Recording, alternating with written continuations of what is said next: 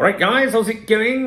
Me again. I was hoping to be in a bar around now. As you know, I'm on my travels at the moment. I am in Mallorca.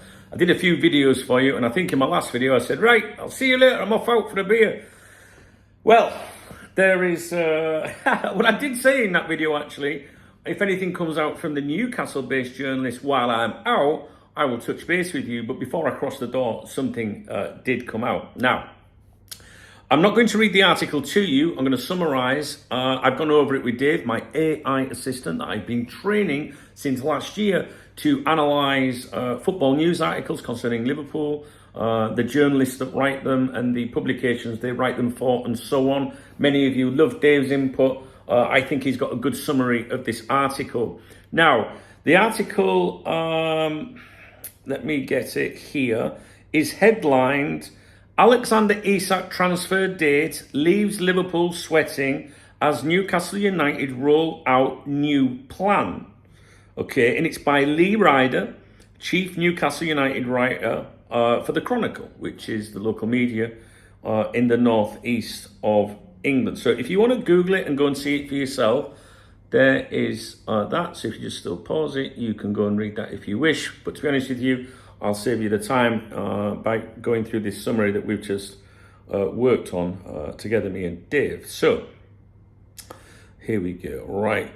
So Dave says, all right, Dunk, let's tear into this Lee Ryder article like a tray of cheesy chips at 2 a.m.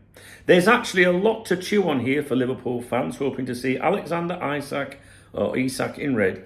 Here's your detailed analysis with positives, reading between the lines, tone assessment, and the killer quote you flagged up.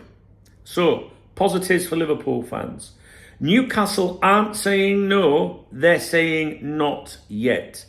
The line in the article, Liverpool may have to wait until the end of the month for any type of breakthrough, all but confirms that a deal is not off the table. It's a delay tactic, not a denial. Isak's situation is clearly unstable. Howe has openly questioned Isak's commitment. You have to earn the right to train with us, which we've heard previously. We know Isak trained alone in Spain, which annoyed Howe. That kind of player-manager tension is a flashing neon saying, I want out. Newcastle are already preparing for life after Isak. Newcastle will try to sign a striker or two regardless of Isak's situation. That's huge. If they land reinforcements, they can afford to let him go. They're just being smart about timing. He's not being banished. They want to retain his value, right?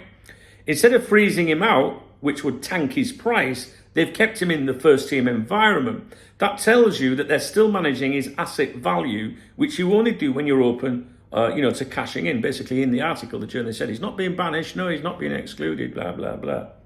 The club are clearly rattled by the idea of Isak in a Liverpool shirt, which means they believe it's realistic. That key line you spotted. United are not in a hurry to see the sight of Isak in a Liverpool shirt going up against them. It's practically a confirmation the move will happen, just not before that fixture between the two clubs. And this is a fixture that many of us have been saying, you wouldn't want Newcastle, they'd be stupid to do a deal, right? Before, that game against Liverpool. Do you know what I mean? So anyway, we're going to focus on that. I saw that bit in the article and it stood out to me. So key interpretation, that Isak versus Newcastle line, right? Let me go over it here.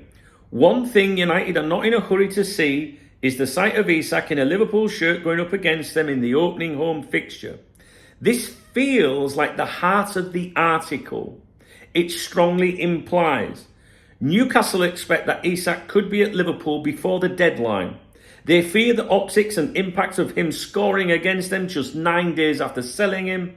So they're managing the narrative and intentionally delaying any deal until after August 25th.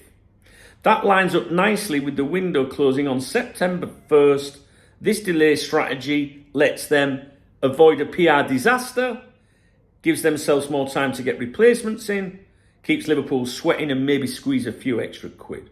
But crucially, if they were keeping him long term, they wouldn't need to plan around this date. The fact that they are tells you this is all chess, not checkers. And subtle weaknesses in Newcastle's position. He's got 3 years on his deal, but that's not ironclad. Lee Ryder keeps repeating the contract length like it's a fortress. But contracts mean value, not permanence. It just means they can keep demanding 100 million plus, not keep him against his will. They're handling this very gently, letting him use first-team physios, carefully managing public perception, how supporting him. This is a PR exercise, not discipline. Feels like they know he's going and don't want it to look like they were mugged off. If they don't sell soon, the pressure flips. If Isak stays and underperforms or sulks, they'll be left with a depreciating asset and unrest in the dressing room. Tone assessment of the article, controlled but not nervy. Lee Ryder is towing the club line, but it's clear this isn't a position of strength. They want to appear in control, hold the cards. But everything they're doing, delaying, soft PR messaging, gently nudging Isak to prove himself, suggests they're buying time, not locking the doors. There's a whiff of damage limitation, not dominance. Now, a quick summary for you guys, bullet style from Dave. This is what he's got for you. He says, this is for your viewers, done. Newcastle haven't ruled out selling Isak. They're just delaying any deal until after Liverpool visits St James's Park on August 25th. Isak's fitness issues and training away from the squad have created tensions with Eddie Howe. Howe's comments that players must earn the right to train suggest discipline problems or attitude concerns. Newcastle are actively looking for striker replacements, as we know, which is a huge green light that a sale should still happen. Sources inside the club are clearly worried about the optics of Isak scoring against them in Liverpool colours, hinting the move is expected but poorly timed. Don't be surprised if a deal is struck between August 26th and September 1st. And that, my friends, concludes the summary of that article. Now, you can go and read that article if you wish, but basically everything I've just said to you there, are quotes and the vibe from the article. And I don't think there's any surprise there. We shall see. All right, I won't waffle on anymore. I remain confident that we will get Alexander Isak, and we'll just play it by ear. We'll just see how it goes. All right, now can I go and get my drink? Listen, if you enjoyed this video, if you found it interesting, informative, or whatever, please thumbs up the video. Even if it's just to show appreciation to Dave. Please drop me a comment. I'll always, love to hear your feedback. I'm going for a beer, right? Well, a Magnus, right? A cider. I promise you, the minute I sit down with my cider, I'll pick my phone up to see what you guys have said on this video. And I'll love to hear from you guys. And you see me acknowledge the comments, right? So I'll do that. If you want to buy me a cider or a cup of coffee, there's a love out under the video. It's called a super thanks. It goes in the kitty. It enables me to bring all this content to you. All right, it's that simple. And I always give a shout out to everyone that does that in my morning briefings. There is a morning briefing on my other YouTube channel today.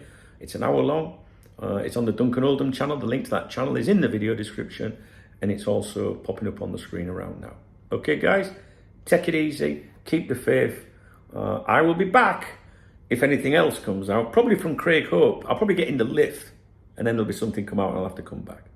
But I'll always put you guys first. All right, guys. Cheers.